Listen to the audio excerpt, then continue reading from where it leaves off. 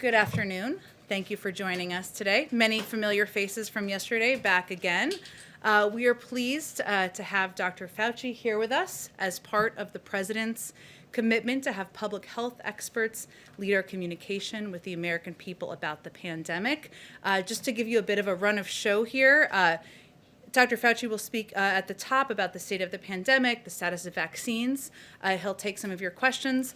I will play the role of the bad cop when it's time for him to go and get to the work of the American people. And then I will do a topper and I'll answer a bunch of your questions as well. So there's lots to come after this. With that, I will turn it over to Dr. Fauci.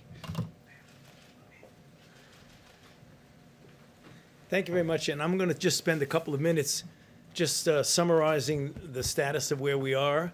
And then maybe addressing some of the things that I know are on people's minds. So first of all, obviously, we are still in a very serious situation.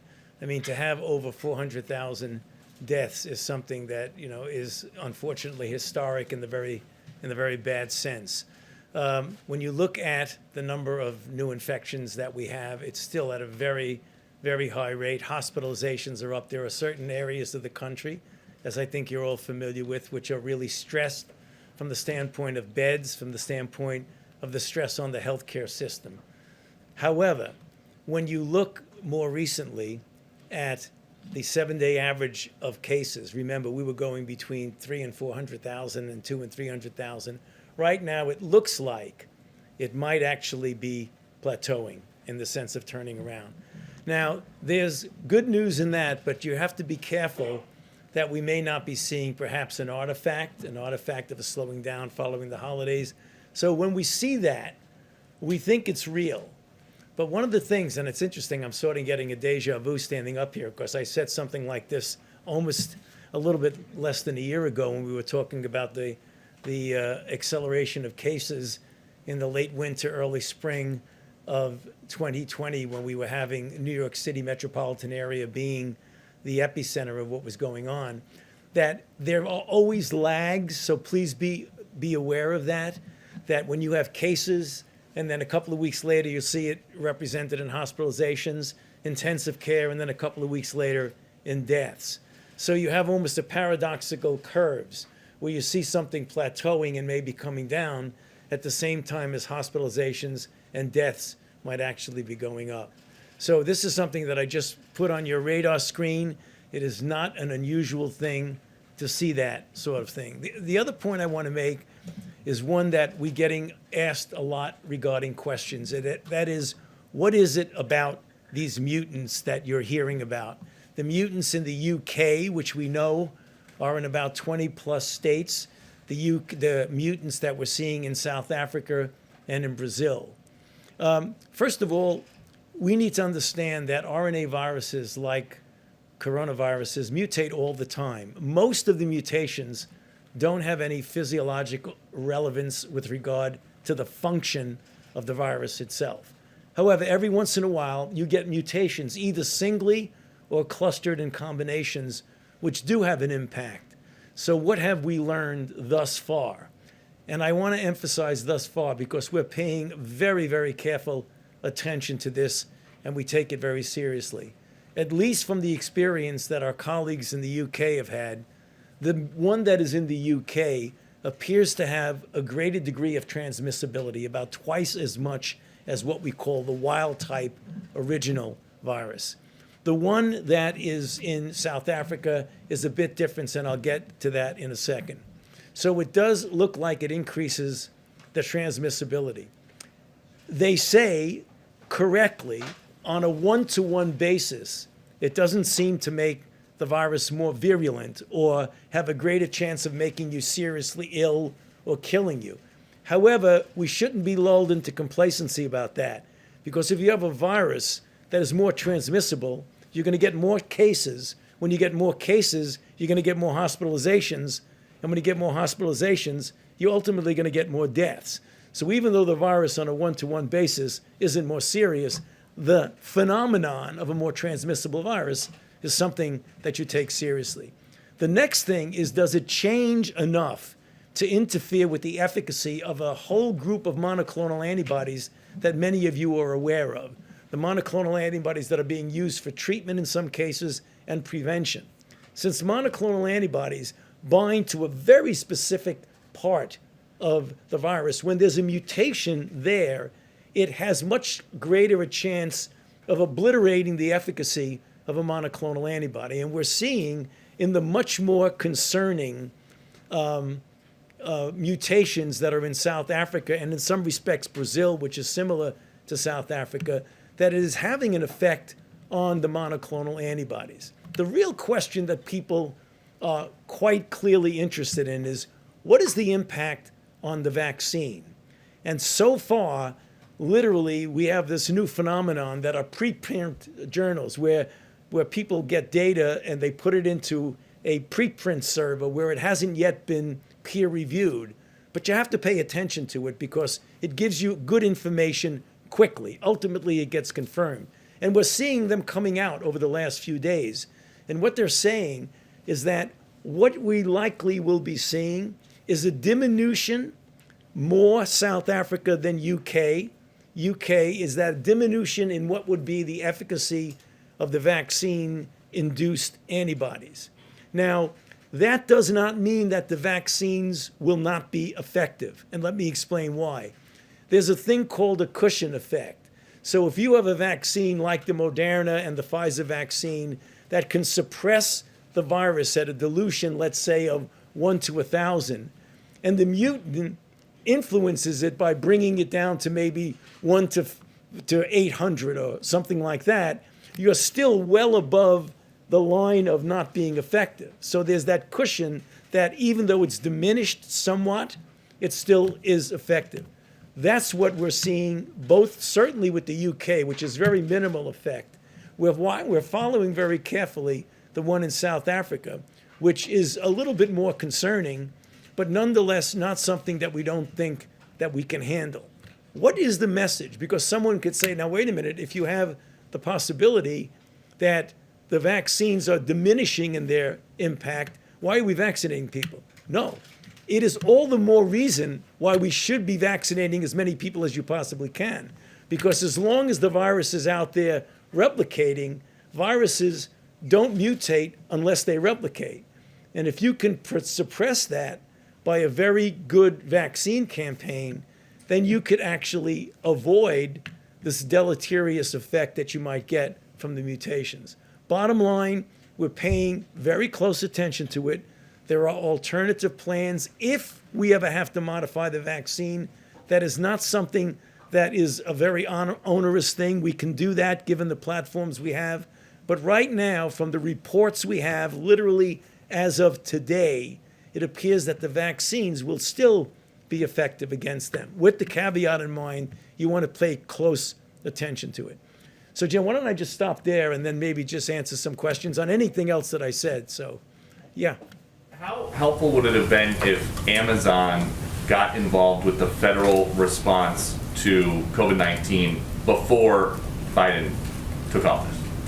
And do you know about any plans or discussions ahead of yesterday? No, I don't think I could answer that question. I'd be waving my hands about that, sorry.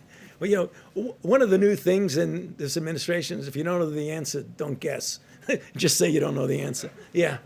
Yes. Dr. Fauci, a couple of questions, if I might. I'd like to follow up with you on what you just said about this strain in South Africa. Has that strain made its way to the United States? And what, if any, concerns do you have? How much do we understand about it? Great question. Thus far, it does not appear at all that the South African strain is in the United States. However, we must be honest and say that the level of comprehensive sequence surveillance thus far is not at the level that we would have liked. So we're going to be looking very, very carefully for it. But given the information we have today, it doesn't appear that the South African strain is here. Okay, and if I could just ask you about the effort to distribute the vaccines, because of course that's what most people want to know. When are they going to get a vaccine?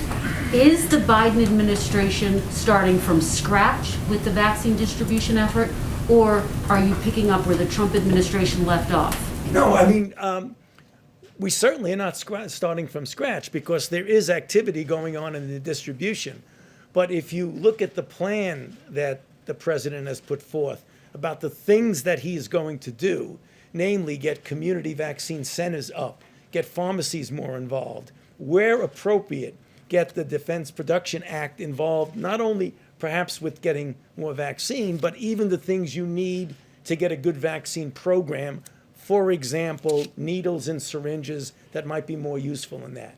So it's taking what's gone on, but amplifying it in a big way. President Biden said that what was left was abysmal, essentially. I mean, is there anything actionable that you are taking from the previous administration?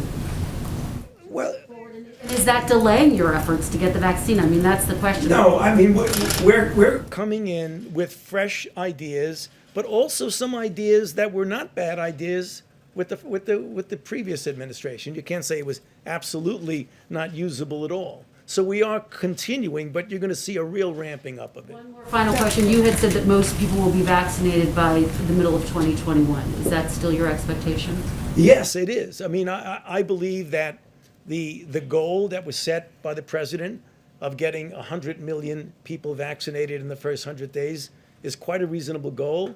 And when you get to the point, and one of the things that I think is something we need to pay attention to, and I, quite frankly, have been spending a considerable amount of my own time, is outreaching, particularly to minority communities, to make sure that you get them to be vaccinated and you explain why it's so important for themselves, their family, and their community. If we get 70 to 85% of the country vaccinated, let's say by the end of the summer, middle of the summer, I believe by the time we get to the fall, we will be approaching a degree of normality. It's not going to be perfectly normal, but one that I think will take a lot of pressure off the American public. Dr. Fauci, you're one of the few holdovers from the previous administration to this current one. What has been your experience with this new team? And in your view, what would have been different in terms of the trajectory of this outbreak from the start had a team like this been in place at the beginning?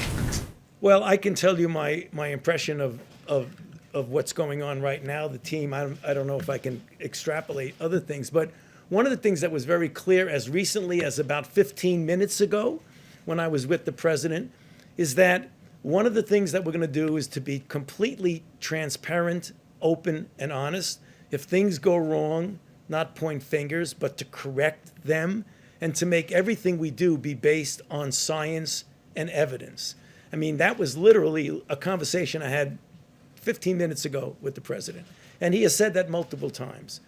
That you, looking back on your comments of the last 10 or 12 months, would like to now, with that sort of license, to amend or clarify? No, I mean, I always said everything on the base. That's why I got in trouble sometimes. Right. Yeah. Right. Yes. You mentioned pharmacies. The new CDC director said today that the goal of getting vaccinations into pharmacies by the end of next month isn't realistic, as had been previously suggested. When will most Americans be able to get a vaccination in their neighborhood pharmacy? Well, I didn't hear that comment. Are you talking about Dr. Walensky's comment? I didn't hear that comment, so I don't really want to comment on the comment. But what she may be saying is that for many people in this country who don't have access to a pharmacy, they may not be able to utilize getting things in the pharmacy. I'm not sure. I want to be careful because I'm not sure that's what she said. We just had a conversation about how we're going to get vaccines to people who are in pharmacy desert areas where they don't have easy access to a pharmacy. And that's something we're working on and taking very seriously. Just to be clear, if you are in an area where you do have access to a CVS or a Walgreens, Right. When will you be able to get access to this You know- vaccine like you would a flu vaccine? You know, in the spirit of not guessing, I'm not quite sure when that will be, but we can get back to you on that. And just on the broader timeline, you mentioned the fall. We just heard the president say, the brutal truth is that it is going to be several more months. Just to be clear, you're saying by the fall, the majority of Americans you think will be vaccinated? No, I didn't say that. I said if we get the majority of Americans, 70 to 85% vaccinated by then, we could have a degree of herd immunity that would get us back to normal. The concern I have, and something we're working on, is getting people who have vaccine hesitancy who don't want to get vaccinated, because many people are skeptical about that. So we really need to do a lot of good outreach for that. I mean, I don't know what the best case scenario for me is that we'd get 85% of the people vaccinated by the end of the summer. If we do, Then by the time we get to the fall, I think we can approach a degree of normality. On the mutations that you were talking about, a question about how exactly they increase transmissibility.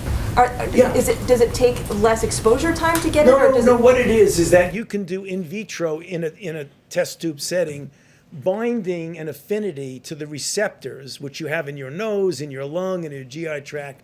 The receptor for the virus is called an ACE2 receptor, and the facility or affinity with which a virus binds to that means that it very likely will have a better efficiency of infection and replicate more in the nasopharynx. So that's how you make that determination in the test tube. Then you look epidemiologically and you see a spike going up in the sense of number of cases, and they sort of match each other.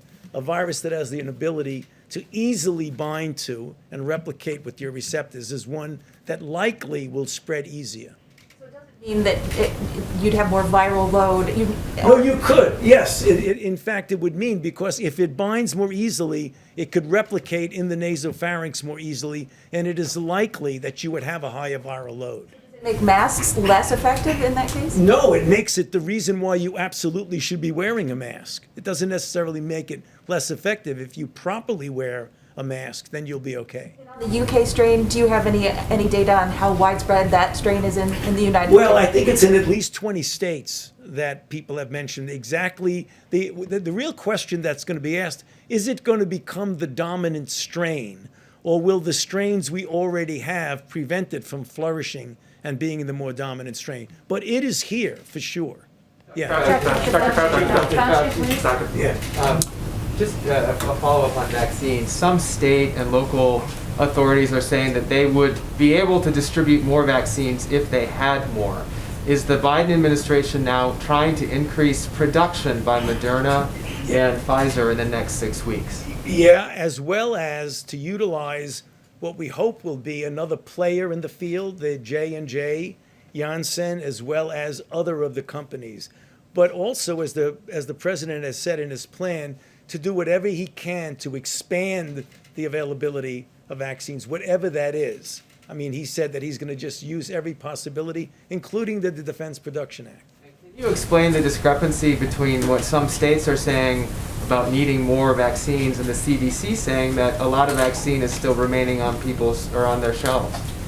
Yeah, I think that is something that we need to really take a close look at, because that is sort of an inconsistent discrepancy. And then one of the things we want to do is to find out why that's the case. And if it is the case, particularly the thing that would be most disturbing, if there's vaccine laying around and people are not using it when others would need it.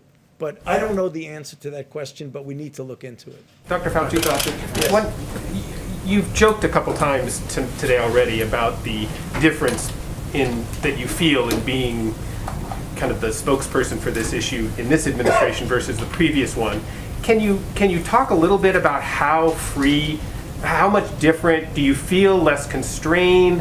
What is the, you for so many times you stood up behind a podium with Donald Trump standing behind you. That was a different feeling, I'm sure, than it is today. Can you talk a little bit about how you feel kind of released from what you had been doing for the last year? Yeah, but you said I was joking about it. I was very serious about it. I wasn't joking. No, actually, I mean, obviously, I don't want to be going back, over history, but it was very clear that there were things that were said, be it regarding things like hydroxychloroquine and other things like that, that really was uncomfortable because they were not based on scientific fact. I can tell you, I take no pleasure at all in being in a situation of contradicting the president. So it was really something that you didn't feel that you could actually say something and there wouldn't be any repercussions about it. The idea that you can get up here and talk about what you know, what the evidence, what the science is, and know that's it. Let the science speak. It is somewhat of a liberating feeling. Basically vanished for a few months there for a while. You feel like you're back now? I think so. Well, Okay. that's Mike Shear. If you don't want to take questions from him in the future. Thank you, Dr. Fauci, so much for joining us. We really appreciate it, and we'll have him back again. So Thank you. Well, thank you, everyone. As I promised, we'll have a full briefing from here. So, as you know, just a few moments ago, the president also released a national COVID-19 strategy and signed 10 executive orders and other directives to move quickly to contain the crisis. Underpinning everything the president signed today and everything we do every day will be equity. Some highlights of those actions include an executive order to fill supply shortfalls for vaccinations, testing, and PPE. The president directed agencies to exercise all appropriate authorities, including the Defense Production Act, to accelerate manufacturing and delivering of supplies such as N95, masks, gowns, gloves, PCR swabs, test reagents, and necessary equipment and material for the vaccine. The president also signed a presidential memorandum to increase federal reimbursement to states and tribes for the cost of National Guard personnel, emergency supplies, and the personnel and equipment needed to create vaccination centers. An executive order that established a COVID-19 pandemic testing board to bring the full force of the federal government's expertise to expanding testing supply and increasing access to testing. An executive order to bolster access to COVID-19 treatments and clinical care, establishing a comprehensive and coordinated preclinical drug discovery and development program to allow therapeutics to be evaluated and developed in response to pandemic threats. Sorry, I had to clear my throat. There's a lot here. He also issued an executive order directing the Departments of Education and Health and Human Services to provide guidance on safe reopening and operating for schools, childcare providers, and institutions of higher education. An executive order on the Occupational Safety and Health Administration to immediately release clear guidance for employers to help keep workers safe from COVID-19 exposure. An executive order to require mask wearing in airports or certain modes of public transportation, including many trains, airplanes, maritime vessels, and intercity buses. And an executive order establishing a COVID-19 health equity task force, something we had previously announced, but making it official today, to provide specific recommendations to the president for allocating resources and funding in communities with inequities in COVID-19 outcomes by race, ethnicity, geography, disability, and other considerations. These steps, of course, build on the actions we announced yesterday. I had an additional update. Some of you may have seen this come out through late last night, but I wanted to share with you that as a result of one of the executive orders President Biden signed yesterday, the acting Homeland Security Secretary issued a memorandum to review and reset immigration enforcement priorities. For 100 days, beginning tomorrow, the Department of Homeland Security will pause removals for certain individuals. This pause will allow the administration to review and reset enforcement policies and ensure that resources are dedicated to the most pressing challenges and that we have a fair and effective enforcement system rooted in responsibly managing the border and protecting our national security and public safety. I had one other item I just wanted to flag for you about something the First Lady is up to. Let me see if I can find that, or I will circle back to it a little bit later. With that, I'm happy to take your questions. Zeke, why don't you kick us off? Thanks, Jen. There was some reporting earlier today about the president's commitment to extending New START. Can you talk about what the president's directive on that front has been? Additionally, can you confirm that the president requested reports from the new DNI for an assessment on potential foreign interference in the 2020 election, and then also the SolarWinds Act? I can confirm that the United States intends to seek a 5-year extension of New START as the treaty permits. The president has long been clear that the New START treaty is in the national security interests of the United States. And this extension makes even more sense when the relationship with Russia is adversarial, as it is at this time.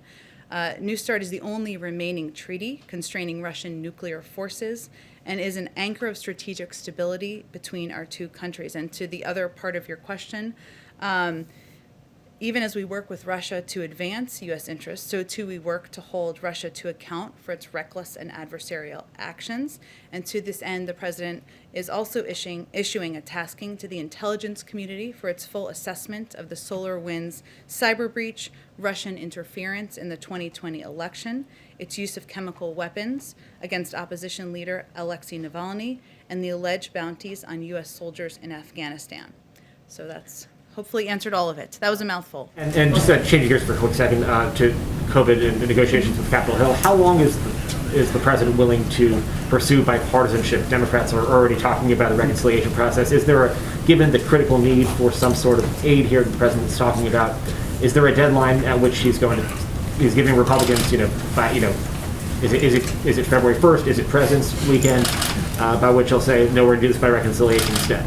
Well, I'm not going to set any deadlines on our first full day in office, but I will say, and hopefully I'll have more for all of you on this tomorrow, we are going to be increasing our engagement. It's already been ongoing even before the president was inaugurated yesterday, but hopefully we'll have more to share with you tomorrow on meetings, engagements, discussions that will be going on with leaders on Capitol Hill and many members over the course of the next several days. As I conveyed to all of you yesterday, his preference and priority is a bipartisan package and working with members of both parties to come to agreement on that, because he believes that the crises facing the American people, as we saw the jobs numbers this morning, the unemployment insurance claims, I should say, we put out a statement by our NEC director in case you didn't see that. As we've seen, and the reports from Dr. Fauci just a few minutes ago, this crisis is dire and it requires immediate action. And we hope and expect members of both parties to work together to do that. We're also not going to take options off the table, so we'll proceed with those discussions over the next couple of days. Go ahead, Kristen. Hi, Jen. If I could just follow up on that. There was some reporting that there was going to be a meeting this weekend with a bipartisan group of lawmakers. Can you give us any indication? Is that going to happen with President Biden or with his economic team? Is that your expectation? Well, I think the reporting was around a meeting with NEC Director Brian Deese. I spoke with him earlier today. He is definitely going to be engaging with a range of members and a range of different groups of members from Capitol Hill in the coming days. I think we were still working to confirm specific meetings before I came out here, and I hope to have more for all of you on that by tomorrow. Okay, and more broadly speaking, Jen, President Biden has proposed this $1.9 trillion package. You already have some Republicans who say, we just passed a stimulus plan. They're not going to get on board with this. Mitt Romney among them, who says we just passed a program with over $900 billion, and some people say the price tag is just way too big. So how does President Biden expect to get this passed with bipartisan support, and how does that fit into his broader message of bipartisanship, proposing something like this that's that big? Well, I think it fits perfectly into his message of bipartisanship. He wants to work with Democrats and Republicans to address the crises that the American people are facing, whether they live in red states or blue states or Democrats or Republicans. The package was designed based on recommendations from health experts, from economists. It's been applauded by everyone from Senator Bernie Sanders to the Chamber of Commerce.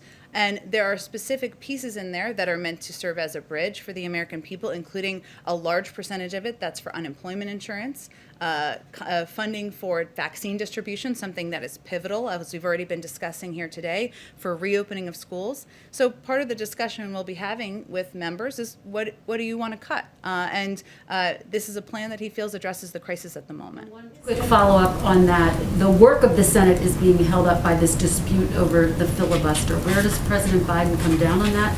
Does he think that there should not be a filibuster so that the Senate could move forward with its work? Well, the president-elect spoke just yesterday, as you all saw, about the spirit of working together and bipartisanship to confront the four crises facing us. You've already seen him work with Republicans and Democrats and work toward a bipartisan approach to passing packages that will address the crises we're facing, and that certainly is his priority and his preference. So that's what he'll continue to work on day 2 of the administration. Go ahead, Mike Scheer. Okay, see, you can call her. I just gave you a hard time. Go ahead. That's fine.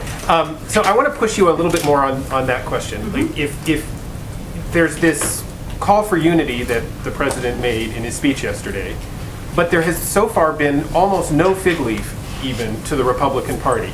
You don't have a Republican cabinet member like President Obama and I think President Clinton had.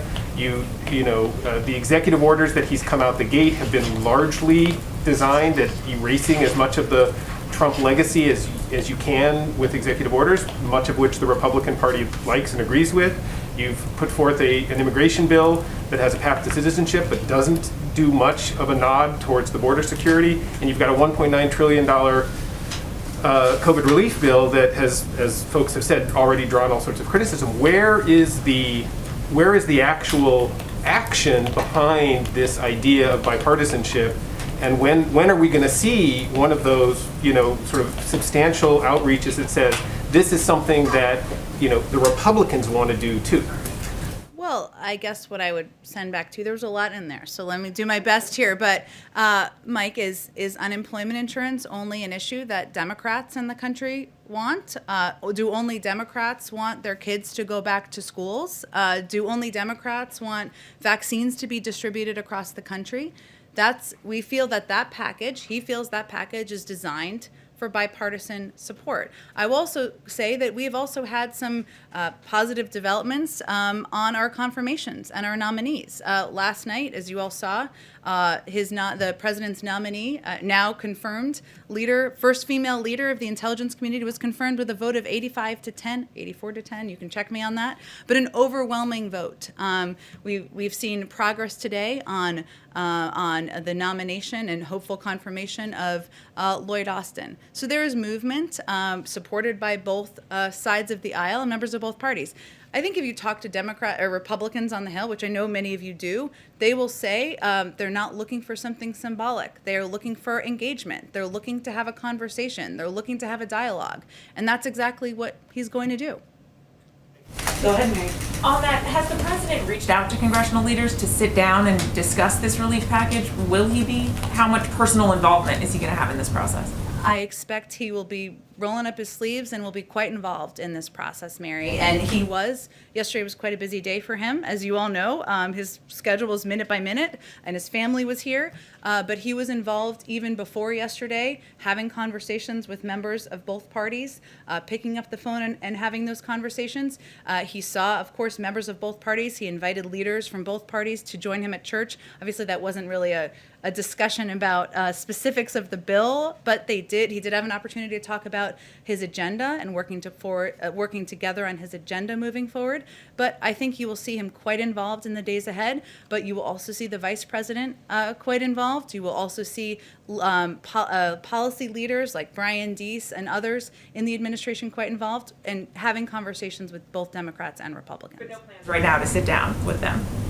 Well, I think we will have more to share with you soon in terms of engagement of many of our senior officials with members of both parties. And on the Defense Production Act, just to be clear, has the administration actually invoked the Defense Production Act? And if so, can you spell out what changes we may see because of this? Which companies are being asked to make what? Well, let me give you a very specific example that helped really make it clear for me.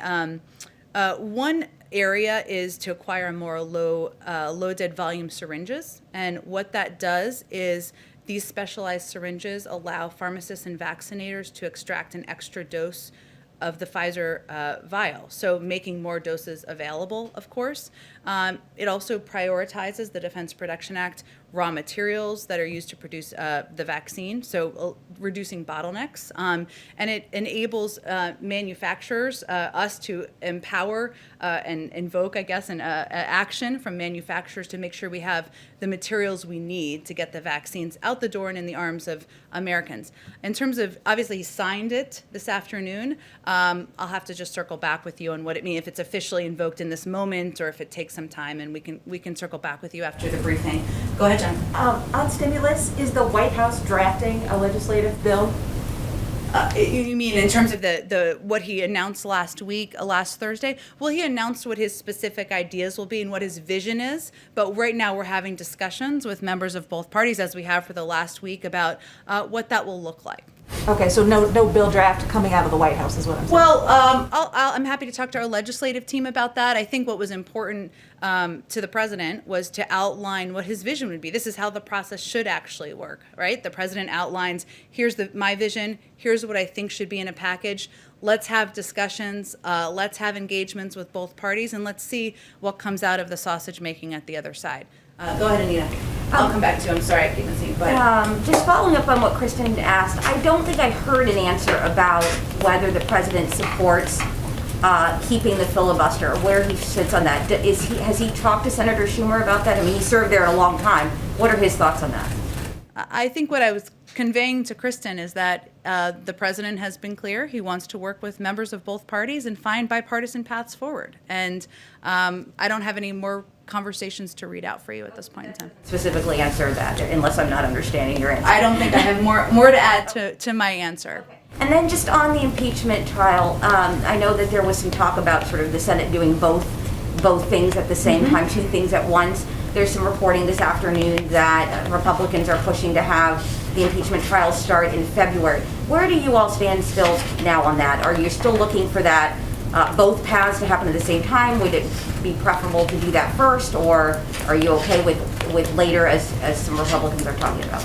Well, Anita, I think we have been pretty consistent that we believe the timing and the mechanisms for the Congress and the Senate moving forward and holding the former president accountable, we'll leave that to them. And what our biggest priority and focus is ensuring that it doesn't delay the Senate, Congress moving forward in consideration and discussion around the COVID relief package that the president proposed last week. Go ahead. Thank you, Jen. Is the print cooler, I have a question for myself and then a question for someone who cannot be here because of the social distancing policies. My question is this, and it's about unity again. I've heard from conservatives who are afraid that the president is going to try to pull back religious conscience exemptions for groups like Little Sisters of the Poor. The president pledged he would do that in July when Little Sisters won a case in the Supreme Court. The Health and Human Services nominee Javier Becerra pursued that line of going after the exemptions as Attorney General of California. What's the president going to do on that? I haven't discussed that particular issue with him. I'm happy to circle back with you, but I don't, there's not a change in his position from what he said earlier this summer. Did you have another question? Question from Adam Longa of WUSA 9. He says, we saw the president warmly greet Mayor Bowser during the parade yesterday. She's pushing for the D.C. statehood measure to be on the president's desk within 100 days. Will the administration get behind this bill, and does the president support it? I hate to disappoint you, but I will have to circle back with you on that as well. There's quite a bit going on. I have not discussed D.C. statehood with him in the last 36 hours. I look forward to hearing it. Okay, sounds great. Go ahead in the back. Yeah, thanks, Jen. I wanted to circle back on something COVID related. I know the president has obviously made a priority of resuming in-person learning in the first 100 days. I wondered, is the administration planning to issue any kind of uniform guidance to states on, whether it's reopening schools, reopening businesses, indoor dining, stuff like that? Or are you all planning to just kind of leave it to states to do sort of a patchwork based on their own situations?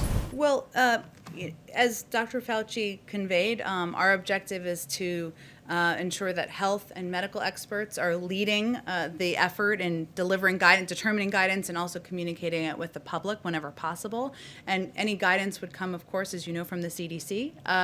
We will, of course, defer to that. But part of our priority and our focus here is on providing more engagement with states, more clear guidance from the federal level in terms of how we're planning to operate, what data we're seeing, how vaccines are being distributed, what we see as the challenges, and that communication has been lacking as we understand it from our conversations in the past few months. So that is what we will focus on improving in the months ahead. Would you specifically, are you planning to do, daily or weekly calls with states, or how are you planning to up the communication there?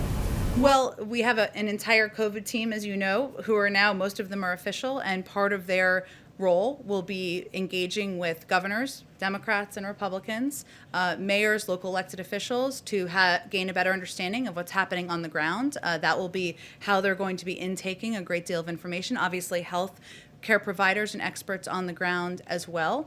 We will also do engagement from the level of the president and the vice president as well, because they also want to have that conversation with states and local officials on what they're experiencing, what they see the challenges as, and how they can be addressed. And that's something I think in President Biden's heart. He is a local elected official still, and he gets into the weeds of what they're experiencing, and he will be involved in that himself.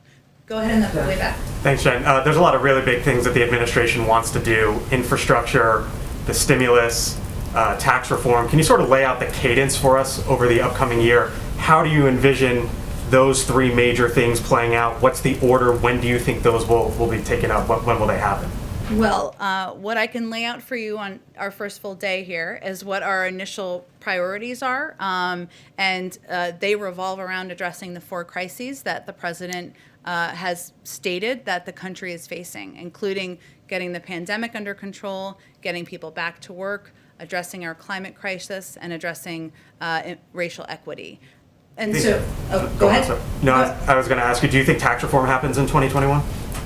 I don't really have any predictions for you on that. I think at this point in time and for the foreseeable future, addressing the pandemic, getting the pandemic under control, and that linkage to getting people back to work will be his top priority. Keystone XL, the decision yesterday from the president. What would you say to those who have lost their job or will lose their job as a result of that decision? What would the message from the president and the White House be? The message of the president and the White House would be that he is committed. His record will shows the American people that he is committed to clean energy jobs, to jobs that are not only good, high-paying jobs, union jobs, but ones that are also good for our environment. He thinks it's possible to do both.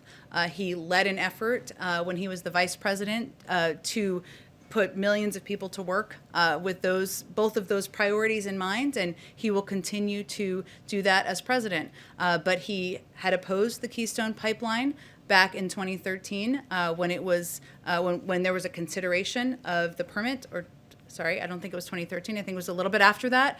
And he's been consistent in his view, and he was delivering on a promise he made to the American public during the campaign. Go ahead all the way in the back. Thank you. I wanted to ask you about India-US relationship. What is President Biden's vision of an India-US relationship, the relationship between the world's oldest and the world's largest democracies? Well, first I would say that President Biden, who of course has visited India many times, respects and values the long bipartisan, successful relationship between leaders in India and the United States. He looks forward to a continuation of that. Obviously, he selected and yesterday she was sworn in, the first Indian American to serve as president or vice president. It's certainly a historic moment for all of us in this country, but a further, cementing of the importance of our relationship. So, go ahead, George. Yeah, thanks. 2 questions, if I could. One on the Hatch Act. Will this administration take that seriously, and do you think it's ever appropriate for this White House to have a political event or a political meeting?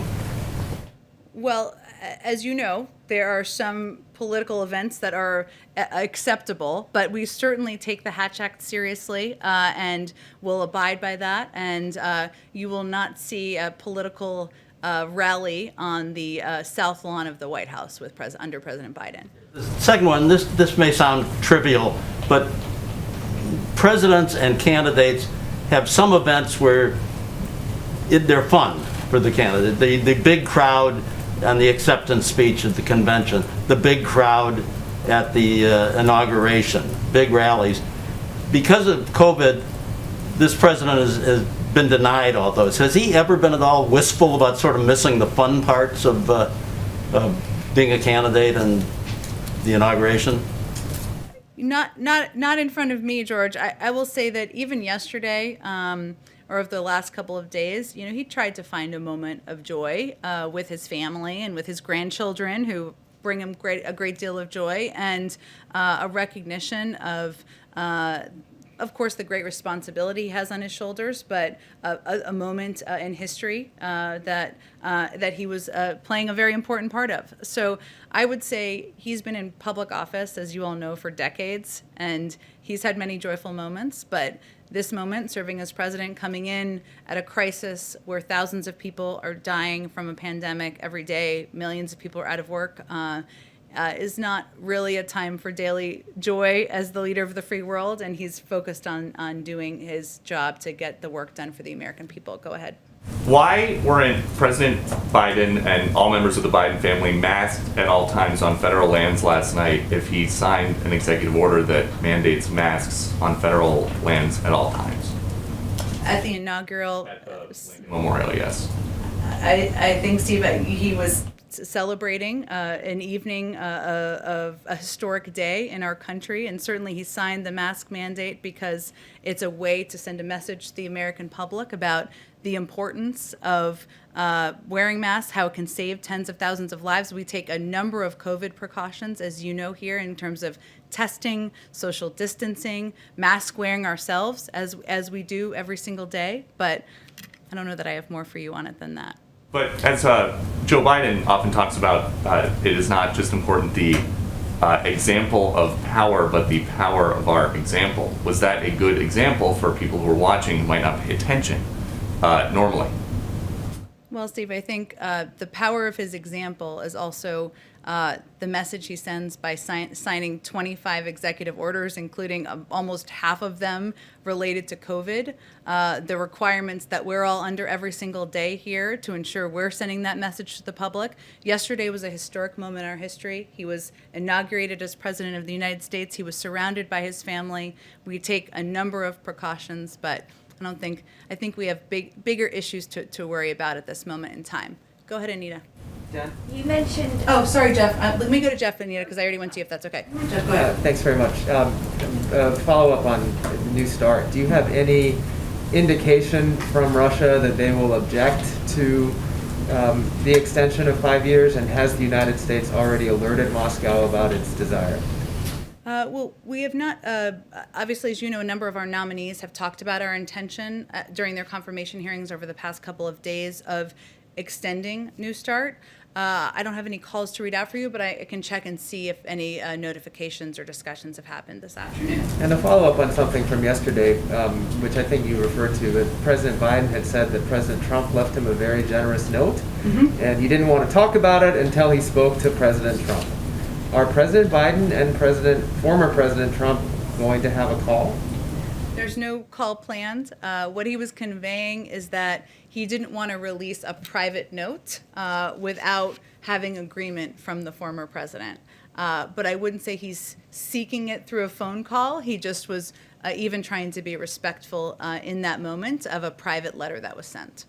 With regard to the former president, has President Biden spoken to Speaker Pelosi at all about the timing of when she plans to bring the impeachment articles to the Senate, and how he would like to see this trial proceed? President Biden has been pretty clear about what the focus of his conversations are and what his intention is with his engagements with leaders from both sides of the aisle and in both houses of Congress, including with Speaker Pelosi, someone he's known for quite some time.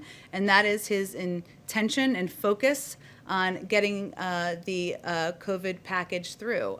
So he will leave it to her and to now Leader Schumer to determine what the path forward and the timeline will be in holding the former president accountable. Anita, go back to you. Yeah, you earlier mentioned 4 priorities of the president. I was surprised to not hear immigration per se in that, because yesterday many of the executive orders were about immigration. There were 2 major agency releases last night about immigration. The bill is being introduced today. Do you not see that as sort of the second big push after the COVID bill? Where do you see that? And I guess I would say, why is it, I was going to ask you, why is it going to be, why is it such a priority after the COVID bill, but you didn't even list it. So I wanted to kind of clarify that and get your thoughts on it. Well, I wouldn't read into that other than immigration we consider as part of racial equity and part of which is a broad issue, but that's how the president has spoken about that crisis over the past several months. And clearly it is an enormous priority to him because we moved forward in announcing the specifics of an immigration bill, an immigration package he is eager to move forward on with Congress on his first day in office. But as you know, there's been a lot of history on efforts to do comprehensive immigration reform, to do any form of immigration reform. And what we're hopeful is that this will be a moment of reset and a moment to restart discussions on Capitol Hill. There are already a number of co-sponsors who have been announced to have those discussions. There are experts on immigration who have worked on this issue on both sides of the aisle. Historically, it is an issue that there is bipartisan support from the business community, supports from a range of outside groups with different political tilts, and we're hopeful that that will help propel it forward. Menendez said today on a call, he called it a Herculean, effort to get this through. As you know, it hasn't gone through, as you just mentioned before. I mean, there are Republicans grumbling today that there's not more in that bill that they want to see. So is that bill, what do you think the prospect of that bill getting through is? Well, I don't know that I can predict that the first day. I mean, it's only been out for 24 hours. But what was important to the president in the outline of this bill is that it is addressing a couple of areas that he doesn't feel have been effectively done in the past. The last 4 years, the immigration policy has been based around funding for a wall. That has not worked, even to keep the country safer, even to keep bad actors out. And so his approach is multi-pronged.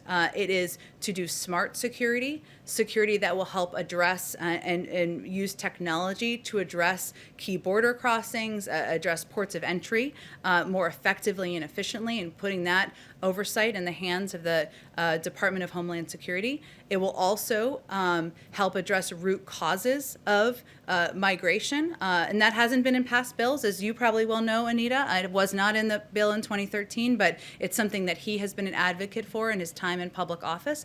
And it also has a pathway to citizenship for the 11 million undocumented immigrants who are living in the country. There are components of here in the bill that address a lot of the issues that have not been addressed in the past, and certainly the components of it that are talk about smart security are the kind of border security that we think is essential and more effective than what we've seen over the past couple of years. Go ahead. Oh. Can I go to Zeke first and then to you, Kristen? Go ahead. I just wanted to follow up on a question I asked the President an hour or so ago about the 100 million vaccines in the first 100 days target. That's roughly a per diem basis of where the vaccinations are right now. Can you just elaborate a little bit why the President isn't setting the bar a little bit higher? It may be require another nudge. Just to explain to the American people when they see these statistics of, one tracker had 1.6 million yesterday. Why isn't the President shooting just a little bit higher given the magnitude of the crisis here? Well, none of us are mathematicians, myself included, so I asked our team to do a little math on this. So the Trump administration was given 36 million doses when they were in office for 38 days. They administered a total of about 17 million shots. That's about less than 500,000 shots a day. What we are proposing is to double that to about 1 million shots per day. And we have outlined this goal and objective in coordination and consultation with our health and medical experts. So it is ambitious. It's something that we feel is bold and was called that certainly at the time. And we're working overtime to help to achieve it, try to achieve it. But is the President trying to, he obviously would try to exceed that if possible. Is it possible we may see in a couple of weeks or month that the President would up that goal?